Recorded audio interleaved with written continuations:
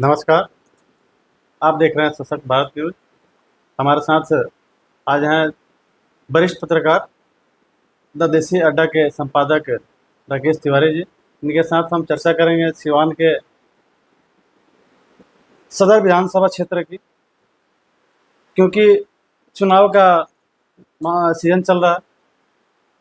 हर तरफ नेताओं की उहापोह शुरू हो चुकी है। सभी पॉलिटिकल पार्टियां अपने तैयारी में लगी हुई हैं। इसी सिलसिले में आज हम चुनावी एनालिसिस के तहत अपने एपिसोड के तीसरे क्रम में और सिवान सदर पर कुछ चर्चा करेंगे। तो आइए जुड़िए हमारे साथ। राकेश जी, स्वागत है आपका। धन्यवाद आपको। चुनावी सरगर्मी बहुत तेज चल रही है। सभी पार्टियां सक्रिय हो चुकी हैं। यहाँ तक कि चुनाव आयोग भी सक्रिय हो चुका है। इस सिलसिले में हम बात करेंगे सिवान सदर विधानसभा को लेकर, जहाँ सभी पार्टियां पूर्ण रूप से मैदान में उतर चुकी हैं। सारे नेता जो हैं पूर्ण रूप से तैयारी में उतर चुके हैं। क्या प्रतिक्रिया होगी आपकी सिवान सदर को लेकर? देखिए, जैसे ही आप सिवान का नाम रखते हैं तो सबसे पहले दो नाम सामने आता है। पहला तो देश रत्न डॉक्टर राजेंद्र प्रसाद का और दूसरा शहाबुद्दीन का। शहाबुद्दीन जो सिवान लोकसभा क्षेत्र से सांसद रह चुके हैं। अभी वे इस दुनिया में नहीं हैं, लेकिन जब तक सिवान में शहाबुद्दीन थे, राजनीति के पटल पर उनका नाम पूरे देश में जाना जाता था। अब जब सिवान विधानसभा की बात होती है तो यहाँ एक नाम सब जानते हैं, वो नाम है अवध बिहारी चौधरी का। अवध बिहारी चौधरी लगातार कई बार यहाँ से विधायक रहे हैं। 2005 में एक झटका लगा अवध बिहारी चौधरी को, और तब व्यासदेव प्रसाद यहाँ से चुनाव जीते थे। नीतीश कुमार के सरकार के में मंत्री भी रहे। लगातार वो भी 2-3 बार चुनाव जीते। फिर अभी मौजूदा समय में अवध बिहारी चौधरी 20 में चुनाव जीत गए हैं, और 20 में जब अवध बिहारी चौधरी चुनाव जीते तो उन्होंने बीजेपी के प्रत्याशी ओम प्रकाश यादव को पराजित किया 1973 मतों से। अवध बिहारी चौधरी को कुल 86 अवध बिहारी चौधरी को कुल 76,785 मत मिले थे, जबकि ओम प्रकाश यादव को 74,812। तो इस तरह से आप देखा जाए तो काफ़ी कड़ा मुकाबला था। 2000 के कम वोटों के अंतर से जीत हार हुई थी। दो यादव के बीच कड़ा मुकाबला था। सिवान जो शहरी क्षेत्र है वो बीजेपी का परंपरागत सीट माना जाता है। हालांकि शहाबुद्दीन जितने दिन तक थे तब तक ये राजद का गढ़ बना रहा। अवध बिहारी चौधरी लगातार जीतते रहे, और ऐसा कहा जाता है कि 90 के बाद अवध बिहारी के चौधरी के जीत में शहाबुद्दीन की बड़ी भूमिका होती थी। मुस्लिम यादव कॉम्बिनेशन जब सिवान में जुट जाता था तो चुनाव बड़ी आसानी से अवध बिहारी चौधरी जीत जाते थे। लेकिन अब परिस्थितियां बदल चुकी हैं, परिस्थितियां अलग हैं। इन बदली हुई परिस्थितियों में हर दल में दावेदार है। जब हर दल में दावेदार है तो सबसे पहले उसी दल की हम लोग बात करते हैं जिस दल के विधायक अभी मौजूद हैं।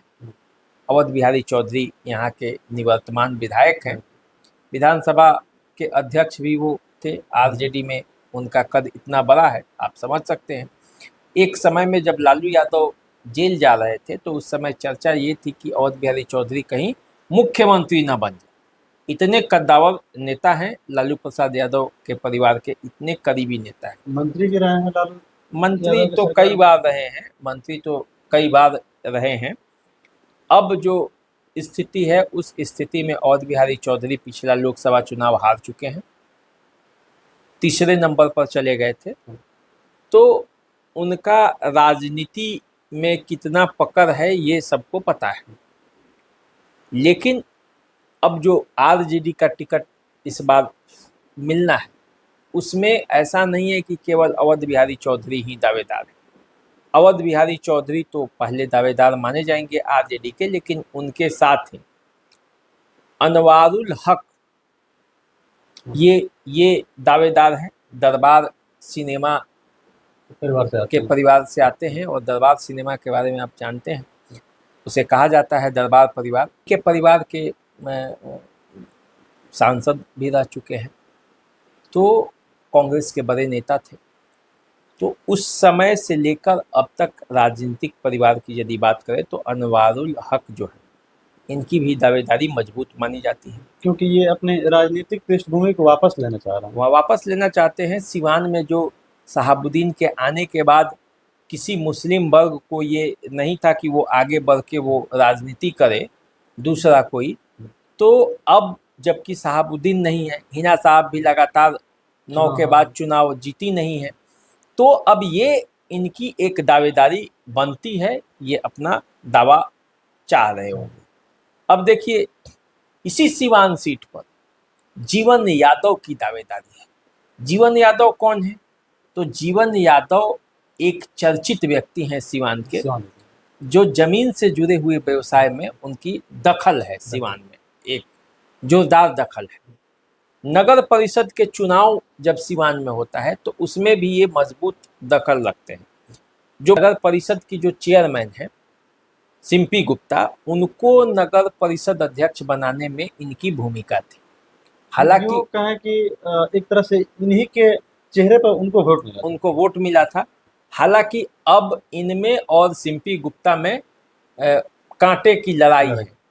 दोनों एक केस भी हुआ था, उसमें जीवन यादव जेल भी गए थे। जीवन यादव अब जेल से बाहर आ चुके हैं, लेकिन अब लड़ाई जबरदस्त है।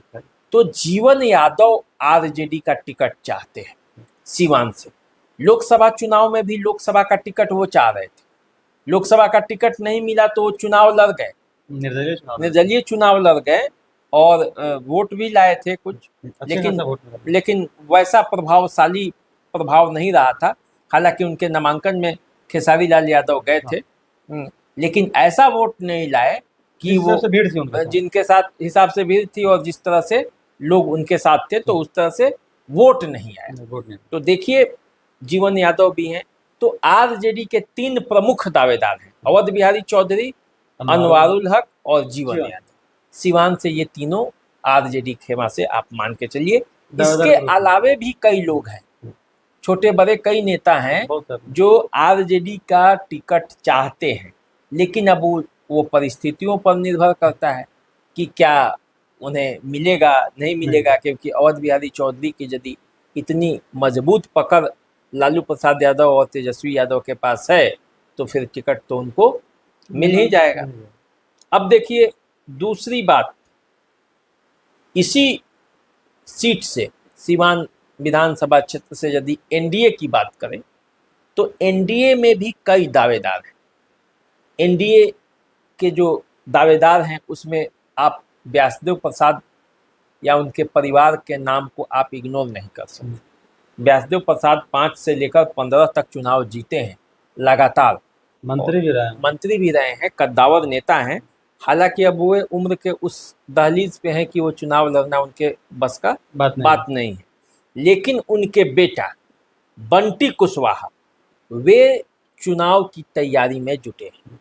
वे चाहते हैं कि पिता की विरासत उन्हें मिले और वो सिवान से चुनाव लड़े। पिछला बार उनको टिकट नहीं मिला था, ओम प्रकाश यादव को टिकट मिला था।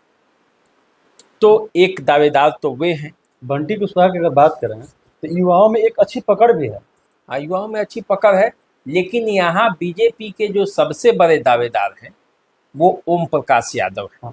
क्योंकि सिवान के पूर्व सांसद हैं, 2 बार के सांसद हैं। शहाबुद्दीन विरोध के सबसे बड़ा चेहरा यदि कोई सिवान में है तो ओम प्रकाश यादव। ओम प्रकाश यादव के जो विपक्ष में बातें जाती हैं वो ये जाती हैं कि उनकी जो स्वास्थ्य है उनको लेकर कई सवाल उठाए जाते हैं। हालांकि वे कहते हैं कि वे अब पूर्ण रूप से स्वस्थ है, उनके स्वास्थ्य में कोई दिक्कत नहीं है और उन्हें टिकट नहीं मिलेगा तो भी वो चुनाव लड़ जाएंगे। लड़ेंगे, हाँ। वो इस बार इस मूड में आ चुके हैं। अब तो बाकायदा प्रेस कॉन्फ्रेंस प्रेस करके उन्होंने कॉन्फ्रेंस बताया था करके बताया कि है। पार्टी ने टिकट दिया तो ठीक है, टिकट नहीं मिला तो हम दूसरे जगह से और निर्दलीय चुनाव लड़ने का प्रयास हाँ, करेंगे, तो या चाहे जिस विधि से वो चुनाव लड़ेंगे। हाँ, तो वो ओम प्रकाश यादव उस मूड में आ चुके हैं, वे दावेदार भी हैं। बताया जाता है सूत्रों के हिसाब से कि भाजपा के अंदर जो अंदरूनी कलह है उसके वजह से ओम प्रकाश यादव परेशान हैं और हो सकता है कि उनका टिकट कट जाए, इसका आभास उनको भी है कि उनके साथ राजनीति हो सकती है। तो देखिए, ओम प्रकाश यादव एक दावेदार हैं। एक दावेदार अनुराधा गुप्ता है। अनुराधा गुप्ता नगर परिषद की अध्यक्ष रह चुकी हैं, सीवान नगर परिषद की। बीजेपी की महिलाओं में बड़ा महिला विंग चेहरा की है, बहुत बड़ी चेहरा बड़ी चेहरा है। और अनुराधा गुप्ता को सीवान में सब लोग जानता है, बीजेपी की बड़ी नेता है। तो ये भी एक दावेदार हैं। सबसे प्लस पॉइंट यही है कि ये बनिया वर्ग से आती है। हम्म, बनिया वर्ग का अच्छा खासा वर्चस्व माना जाता है सिवान सदर के सीट पे। तो इसलिए अब अनुराधा गुप्ता का भी नाम है, चल रहा है। चर्चा में इसके अलावे जनता दल यूनाइटेड के तरफ से यदि बात होगी, 2015 में चुनाव लड़ चुके हैं बबलू चौहान। हालांकि चुनाव हार गए थे, चुनाव हार गए थे। आरजेडी और जनता दल यूनाइटेड का कॉम्बिनेशन में वो चुनाव हुआ था। तो वो व्यासदेव प्रसाद उस समय जीत गए थे बीजेपी के। तो बबलू चौहान भी एक दावेदार हैं जनता दल यूनाइटेड के तरफ से, क्योंकि सिवान में बनिया वर्ग का एक सबसे बड़ा चेहरा माना जाता है बबलू चौहान। तो इस हिसाब से अच्छे दावेदार के रूप में गिने जा रहे हैं। अब देखिए, यदि बात करेंगे जनता दल यूनाइटेड के और कैंडिडेट के, तो डॉक्टर अमित कुमार हैं, जो कि डॉक्टर हैं, जनरल फिजिशियन हैं, वो भी एक दावेदार हैं। सिम्पी गुप्ता जो है, वो सिम्पी गुप्ता भी बीजेपी की दावेदार है, नगर परिषद की वर्तमान मौजूदा समय में चेयरमैन है। जीवन यादव से माने टक्कर है। तो अब सिम्पी गुप्ता इसलिए चर्चा में भी आई हैं और जोरदार तरीके से जीवन यादव का मुकाबला की है। तो अब ये नाम है। तो ये बीजेपी जनता दल यूनाइटेड का एनडीए फोल्ड का ये कुछ नाम है सीवान में जो चर्चा में है। अब देखिए, यदि इन दोनों गठबंधनों को छोड़ दें तो जनसुराज भी एक महत्वपूर्ण भूमिका अदा कर सकता है। और जनसुराज से अभी जो चेहरा सीवान में दिख रहा है उसमें अभिषेक श्रीवास्तव उर्फ रानू का नाम भी चल रहा है। पिछला चुनाव निर्दलीय प्रत्याशी के तो पिछला चुनाव ये लड़े हैं सीवान से, किसी पार्टी से लड़े हैं। पत्रकार हैं, सोशल एक्टिविस्ट हैं, सीवान में इनका अपना घर है, अच्छा पकड़ है, घूमते हैं, लोगों के सुख दुख में शामिल होते हैं।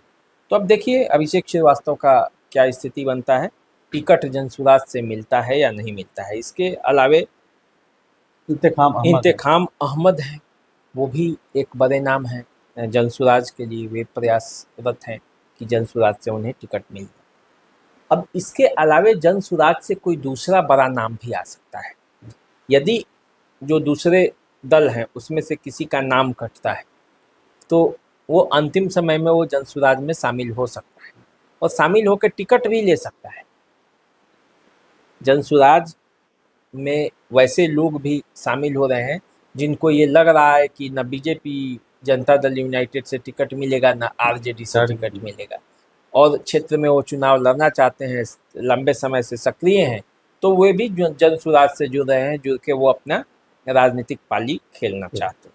तो ये कुल मिलाकर सीवान का राजनीतिक में जो है वो अभी टिकटों के दावेदार ये लोग हैं और टिकट के लिए अपनी दावेदारी कर रहे हैं। ये सिवान का एक लेखा जोखा है जिसमें लगभग सारे नेता अपने अपने तैयारी में लगे हुए हैं। कुछ लोग पार्टियों से लगे हुए हैं, जिनको ऐसा लग रहा है कि पार्टी से नहीं मिलेगा तो वो अपनी तरह से तैयारी में लगे हुए हैं कि अगर किसी पार्टी से टिकट नहीं मिला तो हम मैदान में रहेंगे।